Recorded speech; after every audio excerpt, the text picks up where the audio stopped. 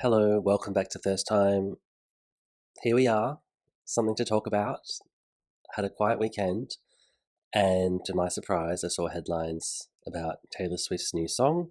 I think we've all heard about Taylor Swift lately, and I knew that she had a new album coming, and I was really curious to see the video. So I'm kind of coming into this video without knowing the history and the context and the tapestry of Taylor Swift's work.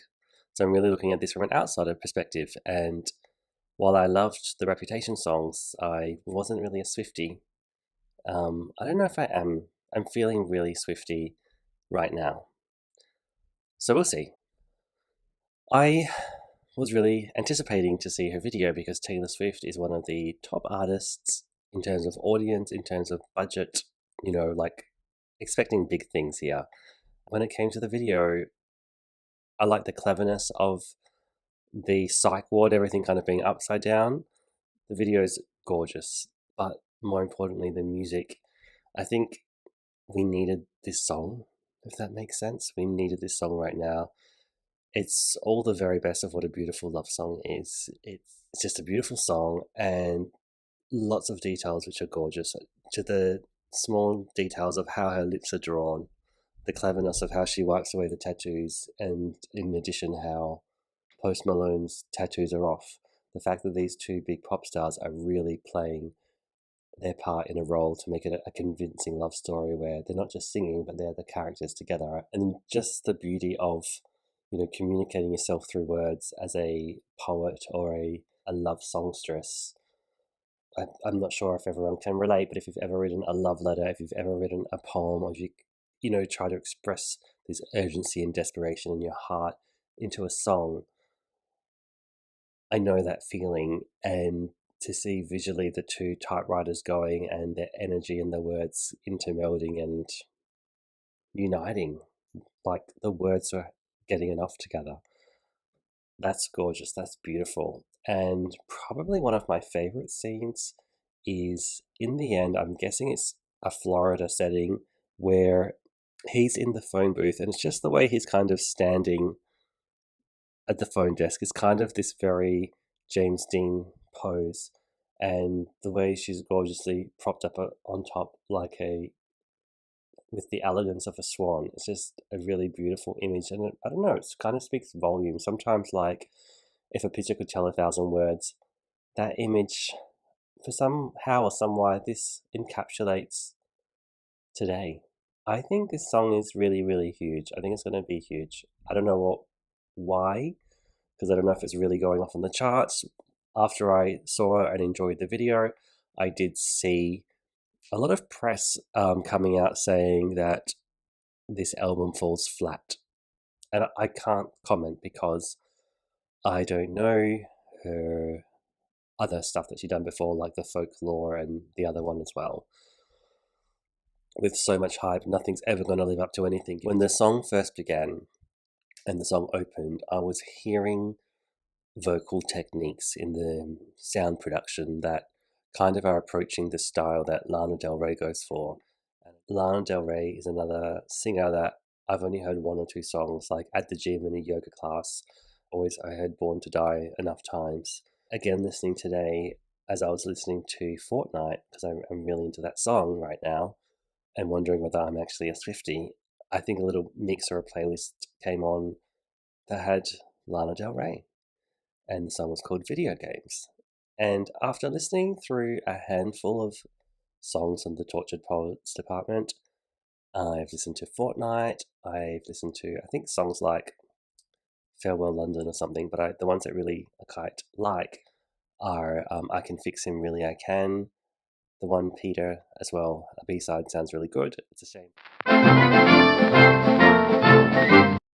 I'm listening to Lana Del Rey, and I'm getting this vibe, and I'm like, here's these similarities. And just going off Fortnight, I Can Fix Him, Really I Can, Video Games, Born to Die.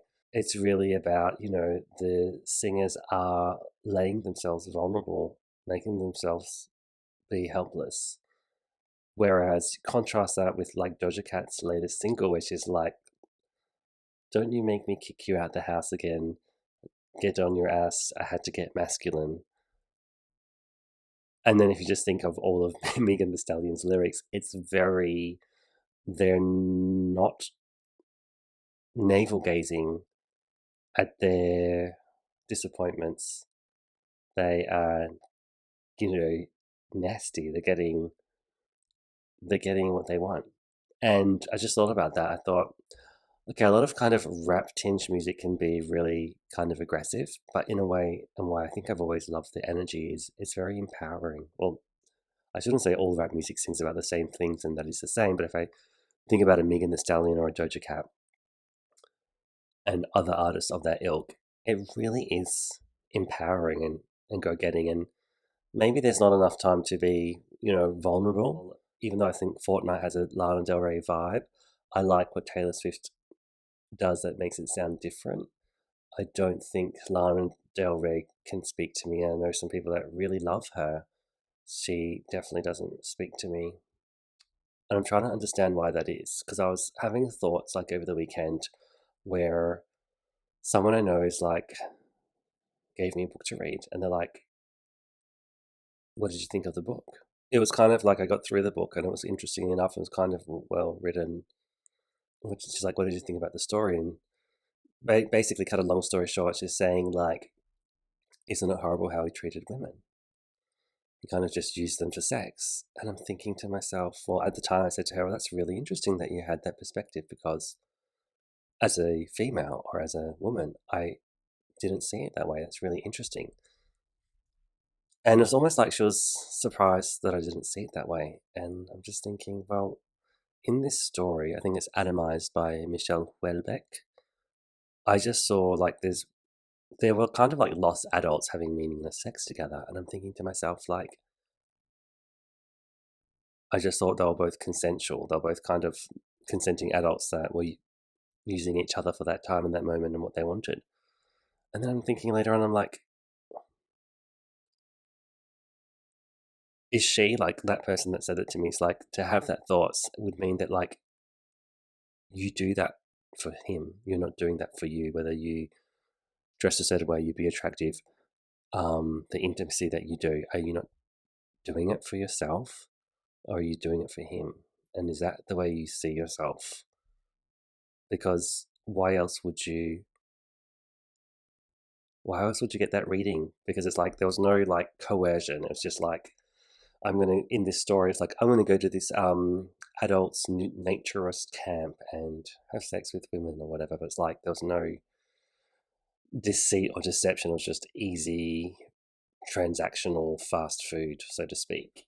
So yeah, that's where I've got at. So I guess, and that person likes Lana Del Rey. So I guess it made me think today, to bring it full circle, is that there's a little bit of harm in these song messages, and it's nothing against Taylor Swift or Lana Del Rey, and I'm pretty sure Taylor Swift has got a whole lot of other songs and eras which are nothing like being a bleeding heart, hopeless romantic. I'm sure she's got a lot of, empowering songs. I mean, Shake It Off is an example. So it's not a reflection of the artist, it's a reflection of this song and this style. And I guess Lana Del Rey as well. I think there is a bit of a danger for it's not the message that it sends to women. It's if it's going to be popular, it's because people want to hear it and it speaks to something.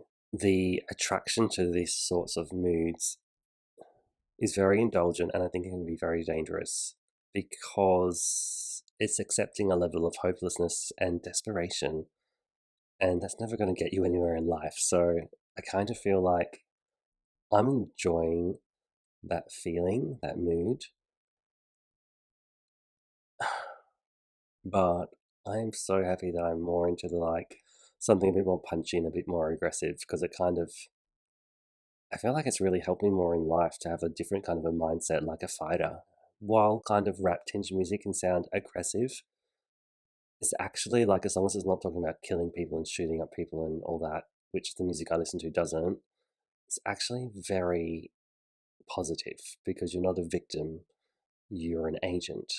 And there we go. Loving Fortnite, beautiful album, beautiful song. I see it as extremely indulgent.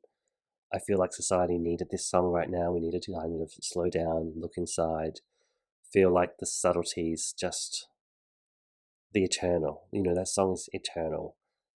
And there we go. So thanks for watching, and I hope to see you in the next video. Bye.